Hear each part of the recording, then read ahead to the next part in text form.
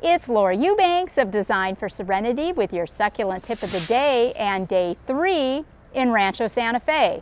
And Hannah and I are back to work on these big concrete planters.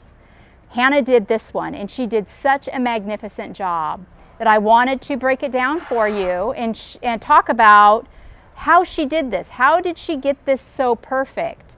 There's a lot that goes into your staging that creates symmetry within a pot. So let's talk about it. First of all, we've got Petalanthus bracteus. You will note that these are basically leafless.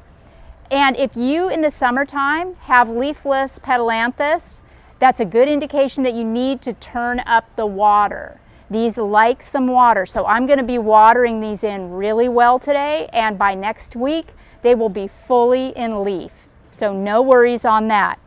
Hannah staged these 3 Petalanthus, you'll see somewhat in the middle of the planter, but just a little bit to the left of center. Remember, always slightly left or right of center. Then we pulled in some rubble, some little boulders to give it the arrangement some weight visually. Then the Portulacaria afra variegata, which as you know will spill over the edge of the pot beautifully. Note how the Portulacaria have been staged. Are they in a straight line? No. Hannah was very intentional about staging one to the back, one to the front, and one slightly centered in the middle. This is very, very important. Remember, there are no straight lines in nature and you need to move your plants around for symmetry. So front, back, center, front, back, center. Remember that as you're staging and as you're planting.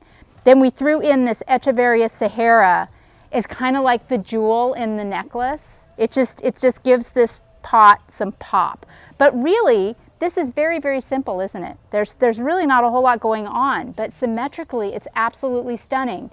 This pot is going to need watered maybe once a month throughout the year, maybe a little more in the hottest parts of the summer if the Petalanthus starts to drop its leaves.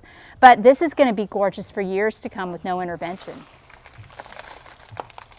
So here's my Portulacaria afra variegata, and you can see that I distressed the root ball considerably because this tough plant doesn't need 5 gallons worth of root.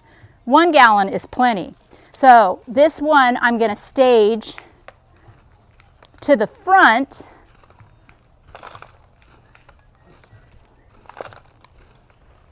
And make sure that you sink your plants deep enough so that you're not seeing a lot of stem.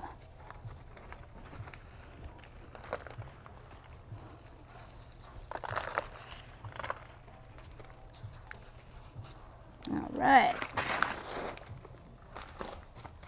So now I'm ready to sink this Echeveria Sahara. And in the summertime, when these girls go off with blooms, you're really doing Mama a big favor by taking off these bloom spikes. These can be put in vases and enjoyed as a cut flower for weeks, sometimes months, or you can take and propagate the leaves if you'd like. But this drains Mom of energy and will shorten the lifespan of your plant if you leave them on too long. And because we are in Rancho, Santa Fe, and it is very, very hot here, I want to give the Sahara every opportunity to do well. Have you ever noticed also that when you're planting pots, after a couple of months your soil level just sinks to nothing? Remember to tamp your soil down before you start planting to avoid that decomp. All right. So, and also tip your Echeveria rather than planting it straight up like this where you can't really enjoy the pretty face. Tip it a little bit like this so you can see it. And then pack in that dirt good around her. And you are all set. Check out this aloe arborescens. We cut this off of a stand of, I want to say thousands, but that would probably be a slight exaggeration, many, many hundreds. This is a plant that really doesn't require hardening off. You can basically just cut it off and stick it right in the ground. So I'm going to place mine right here, and then I'm going to step back and take a look and see if I like the placement. Okay, now I'm going to stage my 3 big pieces of rubble.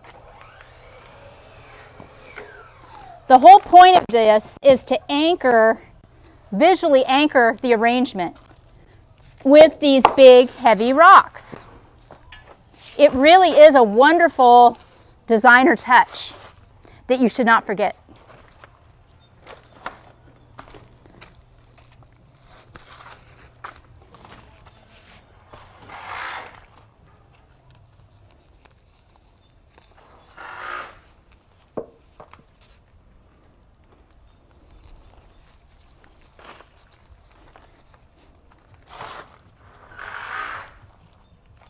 All right, now the only thing left to do is top dress this pot, and this is where I'd like a little input from you.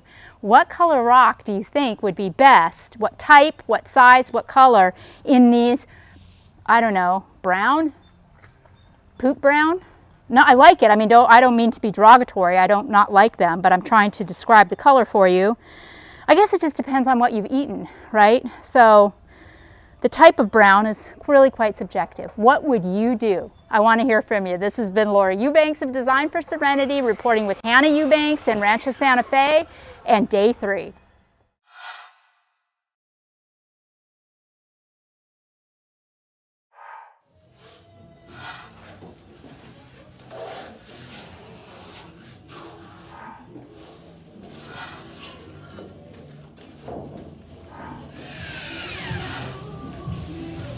When you have too much fun at work.